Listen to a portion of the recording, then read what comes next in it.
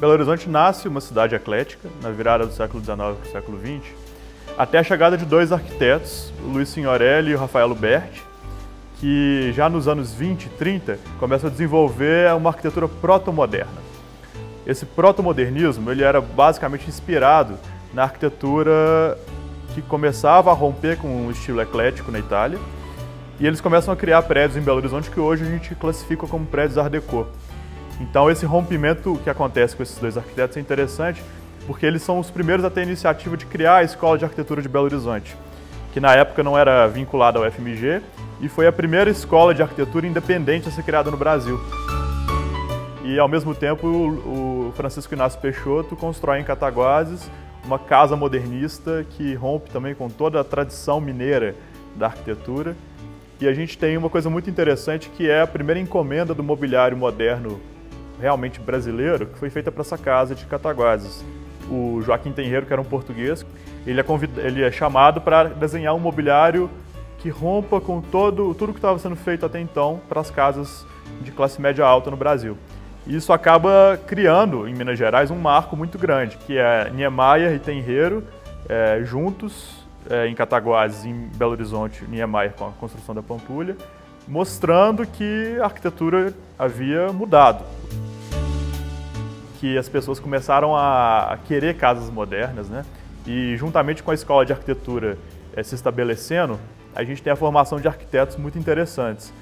O Silvio de Vasconcelos se forma em 44 nessa escola e é um cara que sempre foi muito ligado ao mesmo tempo que aos preceitos da arquitetura moderna, corbusiana, e explorando também uma coisa muito interessante que eram as características funcionais das casas tradicionais brasileiras, que foram feitas num período desde o início da colonização em Minas Gerais até provavelmente meados do século XIX, que se adaptavam muito bem às condições locais, tanto à topografia, como ao clima, como ao modo de funcionamento de uma casa. E essas características são redescobertas pelos modernistas.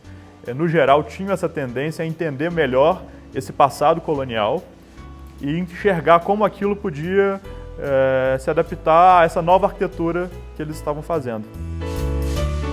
A arquitetura moderna traz essa nova visão de que todos os espaços da casa devem ser usados comumente e que a arquitetura deve ser uma coisa prática. Só que em Minas Gerais sempre existiu a tradição da separação dos usos da casa. Então sempre existiu a sala de visitas, sempre existiu a sala de jantar como um espaço voltado simplesmente para as pessoas que viriam visitar e não aos usuários da casa. E a cozinha virava o centro da casa. As pessoas não se tornaram modernas imediatamente. Então, as casas modernas tinham grandes salas abertas de jantar, com salas de estar, voltadas para a fachada, com grandes panos de vidro, mas essas salas muitas vezes ficavam isoladas. Eram salas fechadas que eram destinadas às visitas. Surge a copa, né, que é uma sala de transição, que é a sala onde tudo acontece, onde os filhos se encontram com os pais, onde os almoços, os jantares acontecem no dia a dia, e a casa continua tendo essa mesma fragmentação, né, do uso que seria o uso diário e desse uso festivo, desse uso quase que demonstrativo, né? Então, isso é também muito refletido no mobiliário escolhido para essas casas.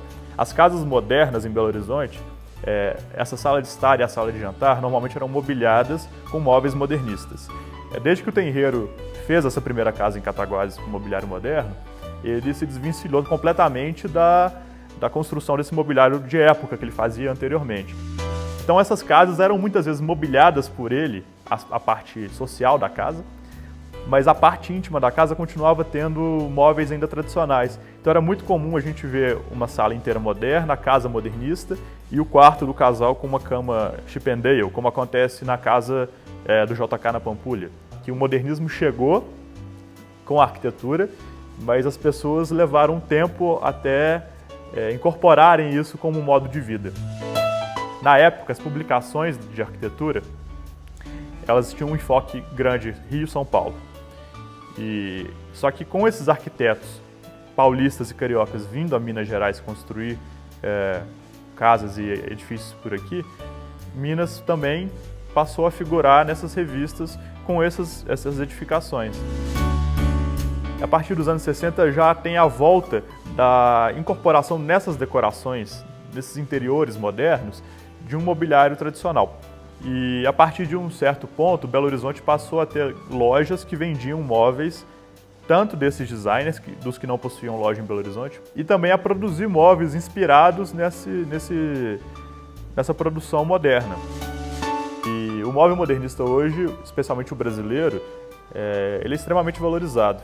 Não valorizado sem razão. A construção desse móvel a partir dos anos 40 e 50, por essas figuras, né, que a gente já citou, mostra a qualidade do que era produzido aqui.